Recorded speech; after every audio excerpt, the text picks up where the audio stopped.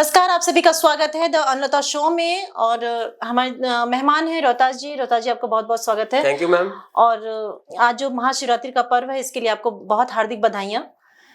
आज जो विषय है वो है पंजाब में जो बढ़ता हुआ नशा है जी। आपने सुना होगा, बहुत दुखदाई विषय भी है एक, और बहुत चर्चित विषय है कि जो पंजाब में दिन पर दिन जो नशा बढ़ता जा रहा है, जो बच्चे हैं, वहाँ के लड़के लड़कियां हैं, किसी तरीके से नशे में बहुत लिप्त होते जा रहे हैं। क्या कारण है उसका? देखिए, नशा पंजाब के अंदर आज इतना बढ़ चुका है। मान लीजिए, आप ये कह सकते हैं कि जैसे दिल्ली की हवा प्रदूषित है ना, वैसे आप कह सकते हैं कि पंजाब की नशे के कारण हवा प्रदूषित हो चुकी है। हर घर में नशा पहुंच गया। वहां कोई सा घर बचा है जो परिवार किसी सत्संग से जुड़े हुए हैं। मान लीजिए, राधा स्वामी के सत्संग सबसे ज्यादा सुने जाते हैं वहां पे, वो परिवार बचे हुए हैं। बाकी कोई ऐसा घर नहीं है जो बचा होगा नशे से। और इसमें नौजवान युवा सबसे ज्यादा चपेट में आ रहा है। एक तरह से चपेट में इसीलिए कह रहा हूँ, ये कि बीमारी की तरह खतरनाक एक बीमारी मानो, जिसका शिकार बनाया जा रहा है बच्चों को। और इसके पीछे बड़ा सिंडिकेट का हाथ है। अच्छा। जिसमें नेताओं का भी हाथ हो सकता है। कभी जांच पंजाब पुलिस ने भी नहीं की, किसी भी जांच एजेंसियों ने आज तक ये जांच में कभी नहीं पाया कि कौन है इसके पीछे, कैसे नशा आ रहा है, कैसे चल रहा है। जबकि मेरा मानना है, मैं स्पष्ट तौर पे बता दूं, कि इसके पीछे है जो बड़ा हाथ है, सबसे पहले तो बिजनेसमैन का। पैसा को डबल करने का सबसे अच्छा तरीका है, सस्ता तरीका है, किसी की जिंदगी बर्बाद करो और पैसा डबल करो। तो ये पंजाब के ही बिजनेसमैन है सारे? पंजाब के भी हो सकते हैं, बाहर के भी हो सकते हैं। पंजाब के तो होंगे ही होंगे, बाहर के भी हैं इसमें। लेकिन कोई जांच एजेंसियां या पंजाब पुलिस ने आज तक अच्छे से जांच नहीं की। तो हो सकता है पंजाब पुलिस के बड़े अधिकारी भी इसकी चपेट में साथ में काम कर रहे हो। इस पे भी जांच का विषय है कि आज तक बड़ी मछली क्यों नहीं पकड़ी गई। राइट। क्योंकि जो जिस तरीके से वहां नशा बढ़ रहा है, जैसे अभी कुछ दिन पहले रील देखते देखते एक वीडियो आई जाती है, तो उसमें लड़की बुरी तरीके से नशे में लिप्त थी और वो ढंग से पैर से चल भी नहीं पा रही थी। कुछ साल पहले का वीडियो है, ठीक है। जो वीडियो होता है ना, रील सामने से आती है। देखिए, पंजाब में नशे के वीडियो तो हर दिन बन जाएंगे। रेलवे ट्रैक हैं, जिला फाजिलका, अमृतसर, इधर जलंधर वाली साइड रेलवे ट्रैक पे लोग नशा करते रहते हैं। नॉर्मली मिल जाएंगे। जो चिट्टा नशा बोला जाता है उसको एमडीएम भी कहा जाता है। पंजाबी में चिट्टा बोलते हैं और इंग्लिश में उसे एमडीएम कहा जाता है। तो नॉर्मली उसके आपको जो है इससे नशेड़ी है जो मिल जाएंगे, नशा करते हुए, सेवन करते हुए डायरेक्टली मिल जाएंगे, कहीं भी देख लो।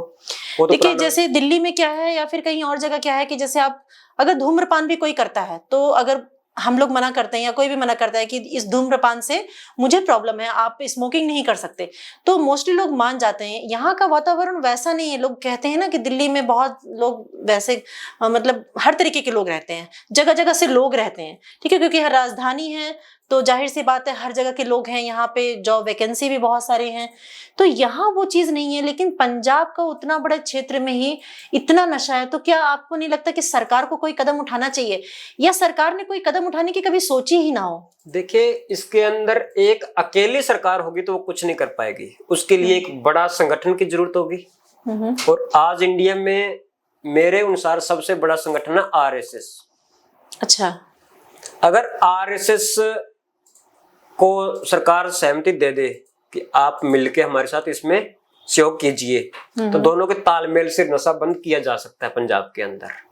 तो क्या आरएसएस को अनुमति नहीं है पंजाब में दाखिल होने की? देखिए, दूसरी राजनीतिक पार्टियां अगर आरएसएस का एक संगठन मान लो, विंग मान लो, आइडियोलॉजी मान लो, बीजेपी पार्टी है, दूसरी पार्टियां इसका सहयोग नहीं मानेंगी और उन्हीं पे उल्टे केस डलवा देगी नशे के। नशे का केस सबसे गंदा केस होता है, इसमें 10 साल की सजा होती है। अगर थोड़ा सा ये आपके शामिल कर दिया कागजों में भी, बयानों में रह जाओगे, आप कोर्ट के चक्कर काटते रह जाओगे। लेकिन एक बात बताइए, जैसे आपने हमें जानकारी दी कि एक छोटा सा भी अगर आपके ऊपर केस डाला तो आप जीवन भर उसमें गिरफ्त में आ जाएंगे, तो क्या जो लोग नशा करते हैं उनको अंदर उठा के बंद नहीं करना चाहिए? उन पे कोई कार्रवाई नहीं होनी चाहिए? पकड़े जाते हैं, किया जाता है, लेकिन क्या होता है, बड़ी मछली फिर हाथ नहीं आती। पंजाब पुलिस पे ये सवाल उठ रहा है इस बार कि आप नशे का सेवन करने वालों को पकड़ रहे हैं। आज तक नशे का सेवन करने वालों को पकड़ के आपने जेलों में डाला है, लेकिन आपने जांच कहां तक की है, वो कहां से लेके आ रहा है, किस बंदे को कहां से मिला, पेडलर भी नहीं पकड़ पाते वो तो।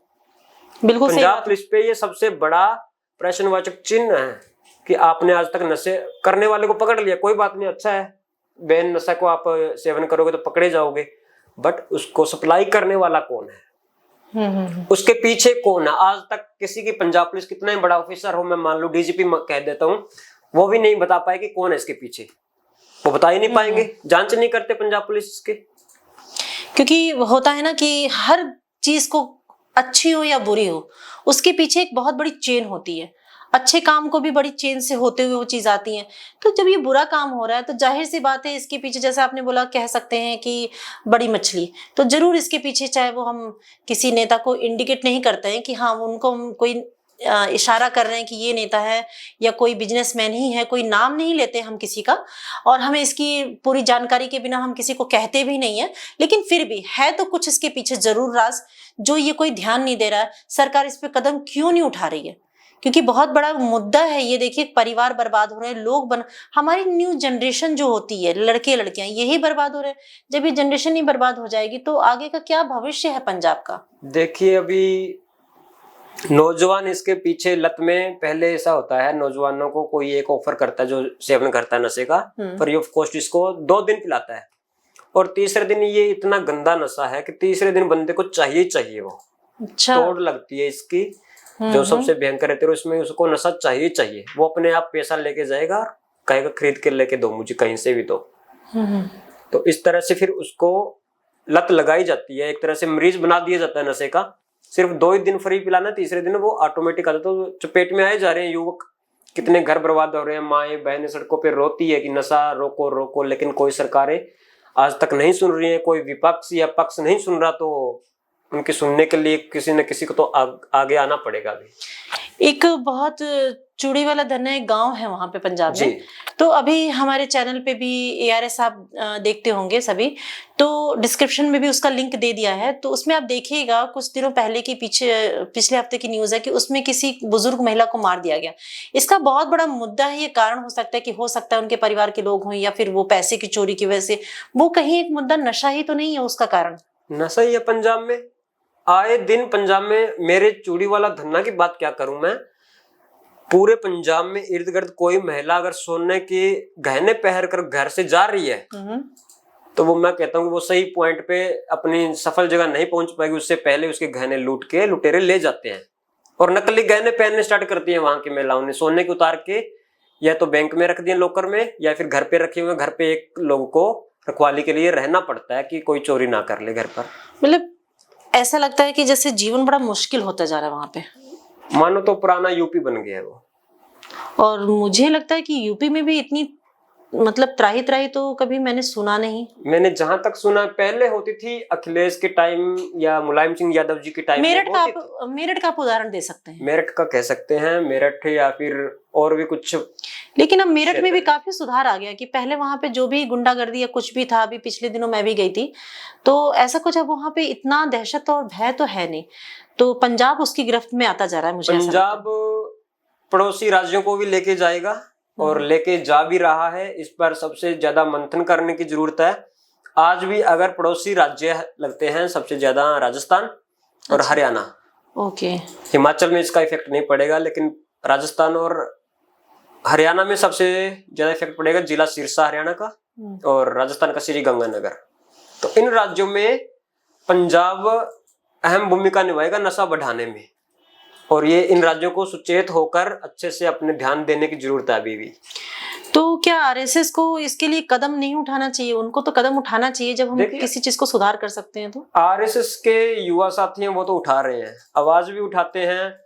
मैं भी RSS से जुड़ा हूं। मैंने कुछ ही माह पहले, बता देता हूं, एक अकेले था, आम आदमी का पार्टी MLA थे, अमनदीप मुसाफिर गोल्डी। उनसे मैंने नॉर्मली सवाल पूछा, सर आप वादा करके आए थे नशे के ऊपर, और नशा अभी तक रुका नहीं है, 3 साल हो गए, तो क्या बात है? आप बोले आप लिख के दे दीजिए। इनका सर आप तो खुद ही लिख के दे रहे थे पहले कि हम 3 हफ्तों में बंद कर देंगे, स्टाम्प दे रहे थे, वो कहाँ गया आपका स्टाम्प? तो क्योंकि इतना जो पूरी तरीके से गिरफ्त में आ गया, मुश्किल है कि 3 हफ्ते में कोई इसका सुधार कर पाएगा। नहीं, ऐसा लगता है कि सुधार करना के लिए एक CM योगी जैसा CM चाहिए। मेरा भी कहना सेम यही था कि अगर योगी जैसे CM या योगी का ही थोड़ा बहुत अगर वहां पे अधिकार दे दिया जाए उनको, तो शायद यूपी जैसे सुधर गई वैसे वो भी सुधर जाएगा। दूसरा एक और भी सवाल है इसमें, जो इंडियन आर्मी नशा पकड़ती है, बीएसएफ, बॉर्डर से क्रॉस बॉर्डर से जो नशा आता है वो पकड़ती है। अच्छा। लेकिन पकड़ा हुआ नशा है जो पंजाब पुलिस को सौंप देती है। वो पंजाब पुलिस को सौंप देती है? पकड़ती बीएसएफ है। तो क्या पंजाब पुलिस को सौंपती है बीएसएफ? तो ये उन्होंने कहा होगा और उधर से घुमा के कहीं ऐसा तो नहीं कि वहीं पे सर्कुलेट कर दिया जाता है? हो सकता है, आज तक किसी ने जांच नहीं करवाया कि वो नशा जाता है फिर कहाँ जा रहा है वो। क्योंकि जाहिर सी बात है, अगर हमने कोई चीज पकड़ ली तो हमारे क्षेत्र में तो फैलने का सवाल ही नहीं होता। पकड़ने के बाद अगर हो सकता है ना कि वो कस्टडी पुलिस की है, बीएसएफ अगर कस्टडी पुलिस को दे रही है नशे की, हो सकता है उसमें से चेंज करके बड़े अफसरों का हाथ हो। इस पे भी जांच नहीं हुआ, लेकिन होना चाहिए कि पकड़ा हुआ नशा कितना असली था और कितना अब नकली बन चुका है। हो सकता है असली नशा शहर के अंदर आ गया हो, नकली वहां पर भर दिया गया हो।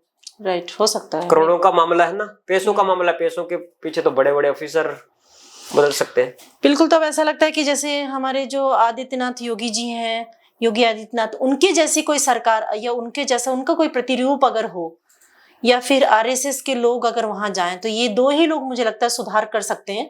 और जनता तो जागरूक है, पर कितना, जनता ही जब गिरफ्त में आ जाएगी नशे के, तो फिर वहां का कौन उसके प्रति आवाज उठाएगा? क्योंकि कभी भी कोई सी आंदोलन को करने वाली जनता होती, जनता ही नशे की गिरफ्त में है, तो फिर मुश्किल है कि कोई भी उस पर इतना ध्यान दे। देखिए, अब आरएसएस पे उम्मीद है पूरे पंजाब वासियों की, क्योंकि वो बंद कर सकते हैं नशा, उनका नेटवर्क बड़ा है, अच्छे से समझते हैं चीज को, टीम वर्क उनका बहुत अच्छा रहता है। पूरे दुनिया में टीम वर्क अच्छा है आरएसएस का, सबसे बड़ा नेटवर्क है आरएसएस का दुनिया में।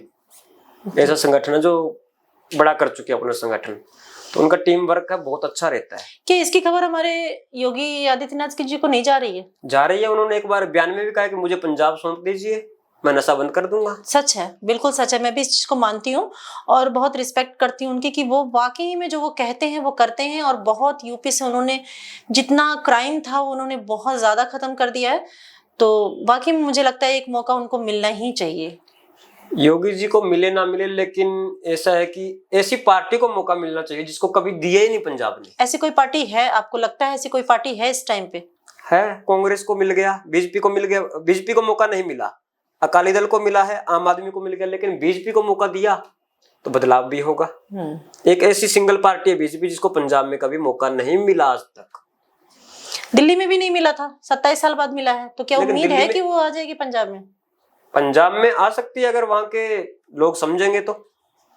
अगर दिल्ली वासी समझ सकते हैं, इतनी दिल्ली को समझ है कि हमें बीजेपी चाहिए, सेंटर में बीजेपी है, तो पंजाब वासियों को ही बीजेपी चाहिए। फिर बिल्कुल इस पे ध्यान देना चाहिए और जनता भी जागरूक होनी चाहिए, क्योंकि जनता अगर जागरूक नहीं होगी तो किसी भी मुद्दे को उठाना बहुत कम पॉसिबल होता है। और पंजाब में भी जो पंजाब नशे की गिरफ्त में आता जा रहा है, वहां पे आरएसएस की टीम अगर काम करे और हमारे अगर योगी आदित्यनाथ जी काम करें, तो वैसा नेता चाहिए वहां पे जो नशे को कम कर सके, खत्म कर सके। क्योंकि यूपी में भी बहुत बड़ा एक मुद्दा था क्राइम का, जिसको योगी जी ने हमारे बहुत खत्म किया है। और बहुत बहुत धन्यवाद है पूरी जनता का उनके लिए कि हाँ वाकई में उन्होंने कुछ काम करके दिखाया। तो मौका बीजेपी को मिलना चाहिए। दिल्ली में तो बीजेपी आ ही चुकी है, दिल्ली में तो मिल ही चुका है, लेकिन पंजाब में आजादी के बाद कभी बीजेपी को पंजाब में मौका ही नहीं मिला सीएम बनाने का। तो हो सकता है कि 27 में मौका मिले बीजेपी को। हाँ, हो सकता है। अगर सुधार चाहिए तो जनता को बीजेपी को जरूर चुनना चाहिए। मैं ये नहीं कहती किस पार्टी को चुनो, किसी पार्टी की तरफ मेरा कोई इशारा नहीं है, लेकिन हाँ पार्टी वो उनको मौका दो जो तुम्हारे लोगों को, तुम्हारे क्षेत्र को सुधार सके। तो मुझे ऐसा लगता है बीजेपी, आरएसएस और योगी जी तो फिर से एक ही हैं, तो इनको मौका मिलना चाहिए। और आपका क्या सुझाव है? जो भी हमारी शो को देख रहे हैं उनका क्या सुझाव है? क्या किसको मौका देना चाहिए? पंजाब में जो नशा बढ़ रहा है उसमें सुधार के लिए आप क्या कहना चाहेंगे? कमेंट बॉक्स में अपने सुझाव जरूर दीजिए। और फिलहाल आप हमारा शो देखते रहिए, कंटिन्यू बने रहिए हमारे शो पे। Thank you.